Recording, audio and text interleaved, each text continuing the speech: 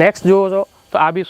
long ટોપમાં છે, all over પ્રિન્ટમાં ફૂલ તમે જોઈ શકો ફૂલ પ્રિન્ટ છે, ડિજિટલ પ્રિન્ટની સાથે તમને ફૂલ સ્લીવની સાથે અને નેક પર પણ ખૂબ સરસ વી નેકની સાથે આ ટાઈપના એમ્બ્રોઇડરી ટચઅપનું